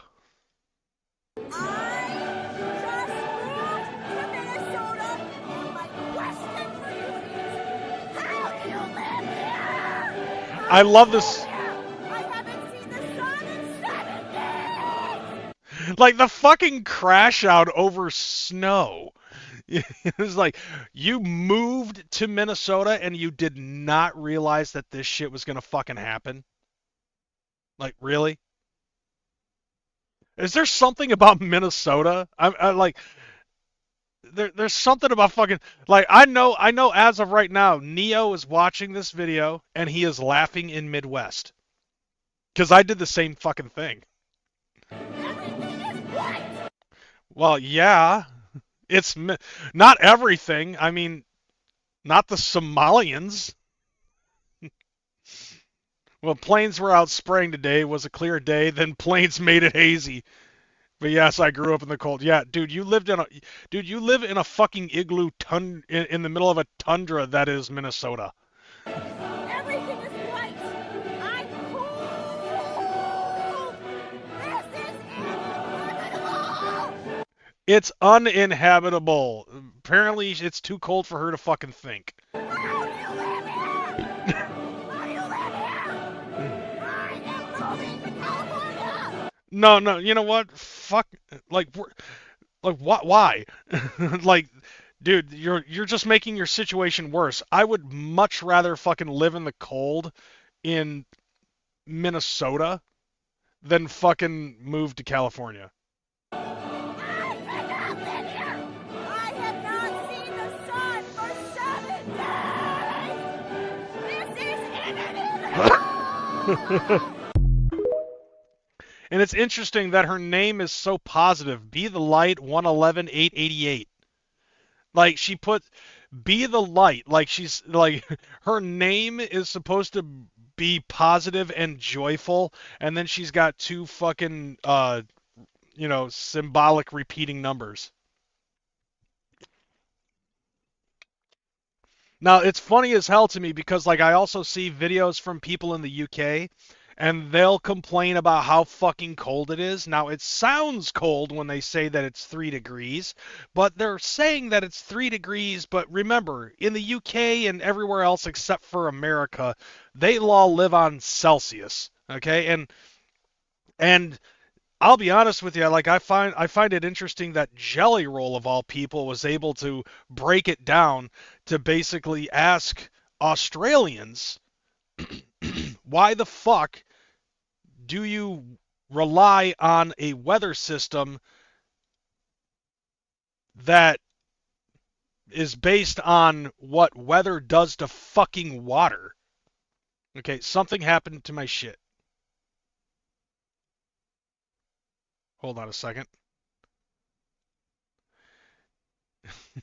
Now, and that actually made a point. It's like, okay, like, you say that you go outside and you say that it's like 38 degrees outside, but for us that's like 70 degrees, which sounds nicer. It was like a night, it's a warm sun with a cool with a cooled breeze, and it's like 70 degrees, which sounds nicer, okay?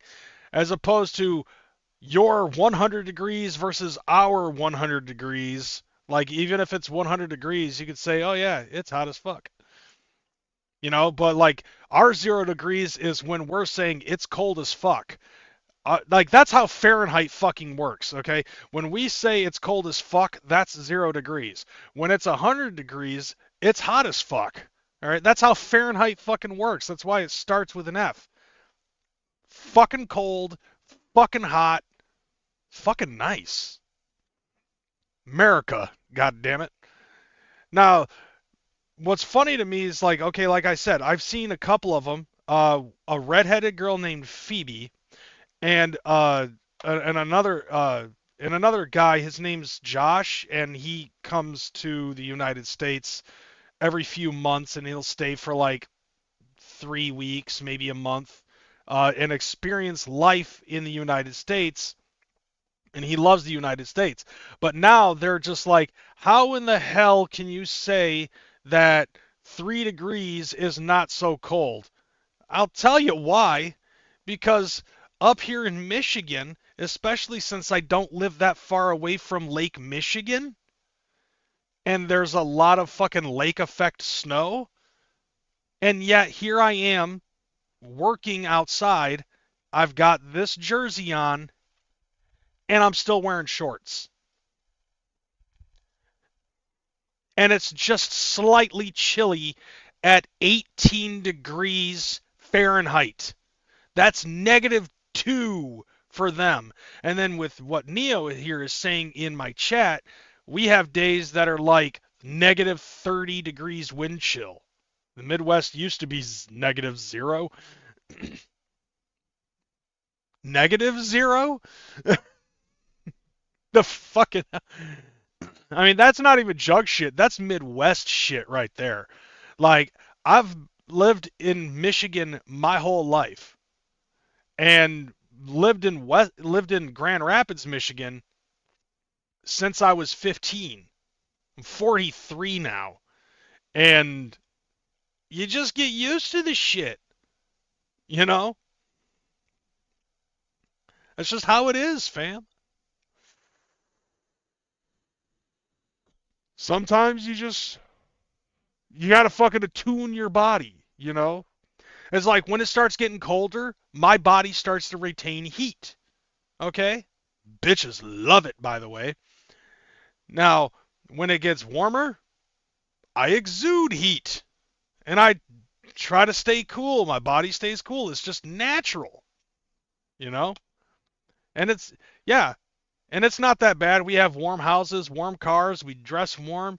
I mean, bro, I spend my day at work in my car 90% of the time. I spend 8% of the time in a restaurant or a store, and 2% I spend outside.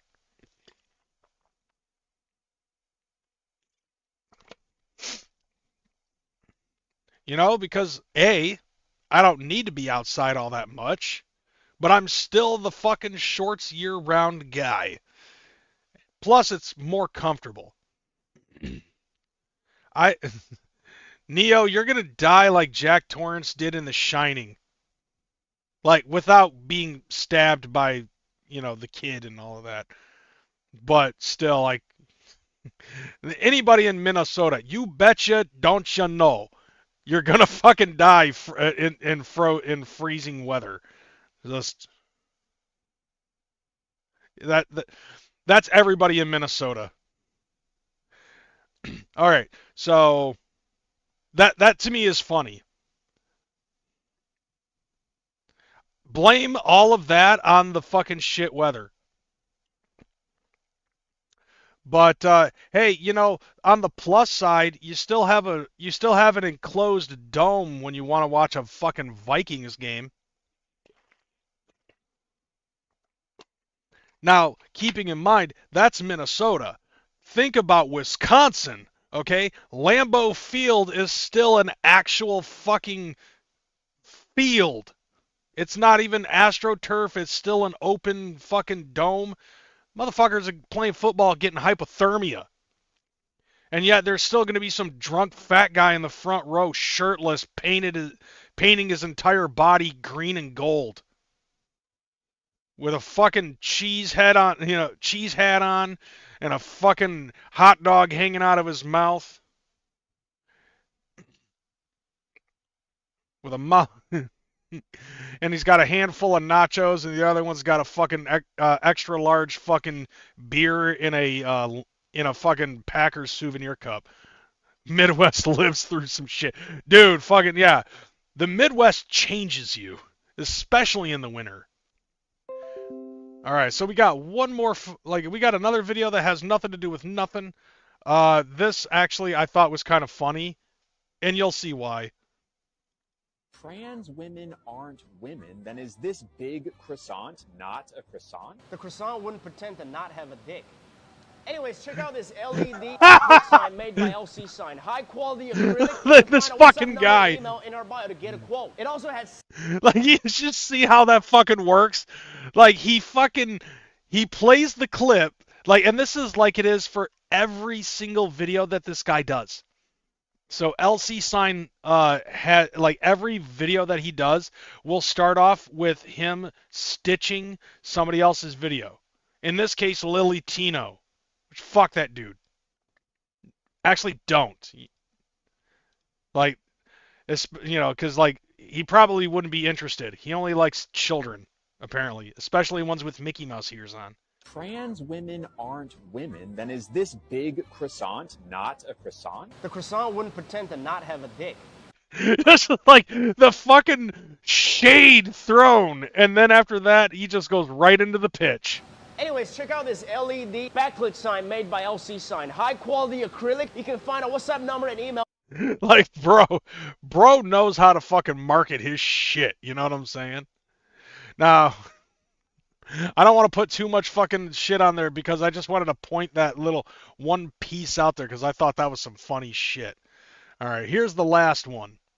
Here, like, this is the last video, and I feel like this dude's got a point, and it does have something to do with festivities, and I'm probably gonna close the show out on this one, just due to the fact that I feel like this is a good clincher.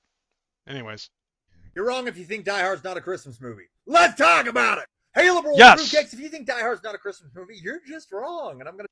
Yes, exactly. You see my point. You're about to see my point. I've been fighting this thing for years, especially with my boy Connor, not my son, but my homeboy Connor. Fuck you, Connor. I'll tell you why. Because if you honestly believe that Die Hard is not a Christmas movie, then I'm going to ask you one question. Is Home Alone a Christmas movie? Yeah. Is Home Alone a Christmas movie? I think it is. I think that has all the elements that are necessary for fucking Christmas. Just like Die Hard. Die Hard is, in fact, a Christmas movie. I want people to... You know what? Let's see if I can fucking... let's see. Where can I fucking put this shit? Okay, there's a poll.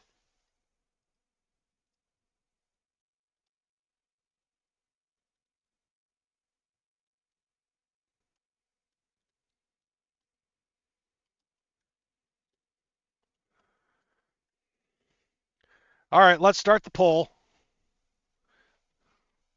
There you go. Is Die Hard a Christmas movie? Poll is up now. So, yep, let's get it rolling. I don't know how long I'll be putting up this poll. But anyways, yeah, let's continue on with this guy. If you said yes, then Die Hard has to be a Christmas movie because they're the exact same movie with the exact same plot line. How? And if you don't believe me, just think about it for just a second. Okay. Die Hard and Home Alone are about two guys who are ostracized by their loved ones. No, yeah, because they left Kevin McAllister at home on accident during their entire fucking Paris trip, even though Catherine O'Hara did everything in her power to try to get back home to make sure that the boy was safe, because, you know, mom shit, I guess. But with John McClane, you know, he's flying to California to be with his wife, estranged wife, while he still lives in New York City. She took the kids with her to California to work for Nakatomi Corporation. All right, so he's actually flying to California to be with them, and you know, Hans Gruber and shit happened. They're both movies that happen on Christmas Eve, have Christmas theming, such as Christmas lights, Christmas music, Christmas dialogue. I don't see a fucking problem with this at all. Like, I see no counter argument for this. See, like, there is one thing that some people do fucking say about Die Hard not being a Christmas movie, because they're like, well, you could insert Die Hard into any fucking holiday, and it could be whatever holiday you want it to be. I disagree. And I think he might actually talk about that too. But guess what? They didn't. They set the setting on Christmas Eve when everybody in Nakatomi Plaza is having a fucking party to celebrate the holiday, to celebrate a good, positive fiscal year financially. They closed a deal on some good, on some good money for Nakatomi Corporation. And so when the terrorists came in, they knew that they were going to be there, and they needed them for hostages in order to fucking get out and kill all the hostages as they left and make the cops and the FBI think that they were fucking dead so they could get away with all the money they stole. Couldn't have happened at any other fucking holiday. And are both movies that are trying to stop robberies. Yeah! Yippee-ki-yay, motherfucker! So if Home Alone is a Christmas movie, then Die Hard has to be a Christmas movie. Well, what are the requirements for a Christmas movie? See, I like those kind of catch-22 situations where it's like, okay, if you think that Home Alone is a Christmas movie, then so is Die Hard. And if you're still trying to say that Die Hard is not a Christmas movie, well, they have the same elements as Home Alone, so therefore you're also saying that Home Alone is not a fucking Christmas movie? That makes no fucking sense. You notice that Home Alone and Home Alone 2 both happen on Christmas Eve. Die Hard and Die Harder also happen both times on Christmas Eve, 1 year apart from each other. Think about it. Okay? Like John Hughes was on some fucking shit, basically making a slapstick comedy out of fucking Die Hard involving a fucking kid that ended up being the good son. In my opinion, it has to have Christmas theming. That means Christmas decor, Christmas music, Christmas dialogue. 27 plus references of Christmas like it did in fucking Die Hard. A holiday atmosphere. It has to take place on or around Christmas. Which it does. And it has to make multiple references about Christmas throughout it that does. movie. Both Die Hard and Home Alone do that. So Die Hard's a Christmas movie. Now you're going to be tempted to say, Bruce Willis said it's not a Christmas movie. Bruce Willis doesn't know what he's talking about. I agree with this one. Now, the first and only time I've ever heard Bruce Willis fucking say that Die Hard was not a Christmas movie was at his fucking Comedy Central roast. And then, and only then, was when I was pretty sure that the man had dementia. And that really sucks to say because I love Bruce Willis. Everybody loves Bruce Willis.